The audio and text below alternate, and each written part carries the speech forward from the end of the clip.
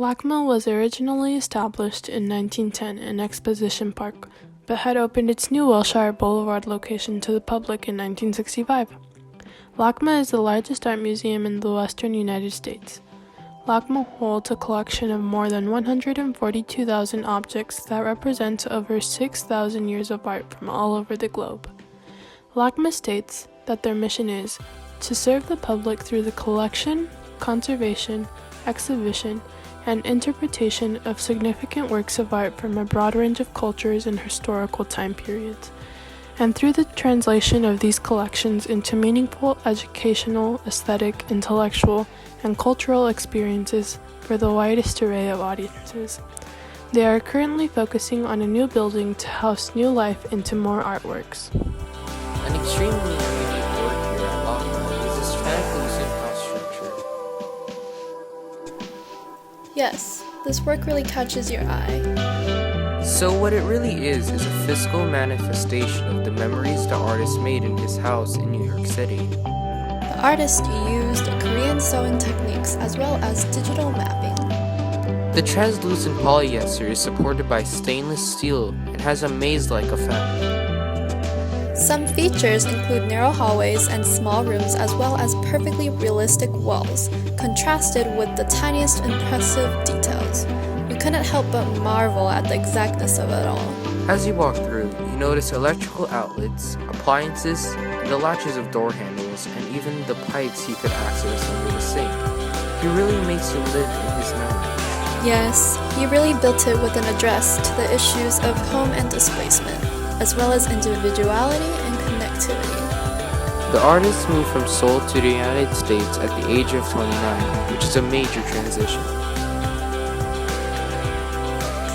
Here's a beautiful work by Julie Maritu. It was created in 1998, before many of her very popular works in 2004.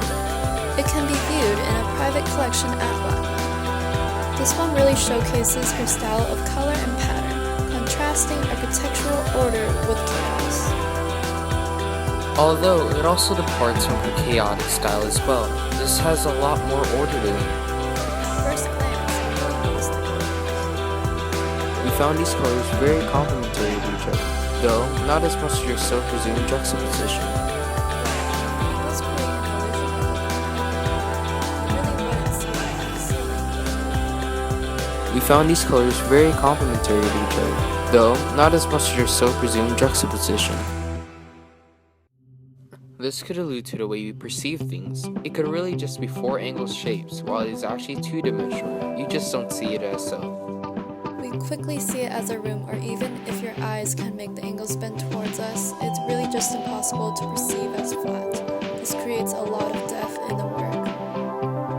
One of my favorite things is that you mentioned this depth, while it is highly contrasted by the overlaid mapping lines. It's really a paradox. The mapping lines are flat, while the angles and colors cannot be. You see these colors in chaos overlaid by very two-dimensional lines and architectural elements in nearly all of Maritu's works. The magic in this piece is really shown in the almost disregard between the two parts. Yes, the colors and angles have no relation to the topography, whereas with other artists, the lines may be changed to appear as written on the walls. Here we have another distinct piece by Julie Maritu made in 2004. Yes, this work has a sense of chaos, but unity as well. Why don't we take a closer look? Statue 2 is a stadium where people gather, therefore introduces a sense of unity. We can see that in the way Maritu places flags from different countries and different religious symbols throughout the artwork. Yes, we can also see this by the way she places and makes the lines circle the artwork, as well as the depth the lines give the viewer. Maritu also wanted to build an atmosphere or environment in which people would gather to riot, protest, and pray, which gives the work a chaotic touch. Yes, now let us look into how the artwork is made. Maritu starts her work by projecting maps and diagrams onto a blank canvas. From the maps and diagrams, she makes small marks that will eventually grow to communities and people. She then coats the work with an acrylic silica mixture, She then overlaps it, shapes, photographs, and figures that blend into the work to become complete.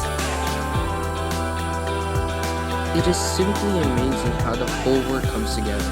Not only does it create chaos through unity, but also represents certain global networks. The application of activity and energy in the work conveys networks of traffic, wind or water currents, travel, people crossing borders, and migration. Yes, it is simply astonishing how she manages to promote universalism and display world networks, while also creating an environment in which people can come together and protest or create. Overall, we all really enjoyed the trip. We enjoyed being with friends at a beautiful place with really interesting works that had even more powerful backgrounds. The exhibits really varied between Japanese sculptures, modern contemporary paintings, and the shocking Chinese martial arts. When I look at you, I couldn't see myself past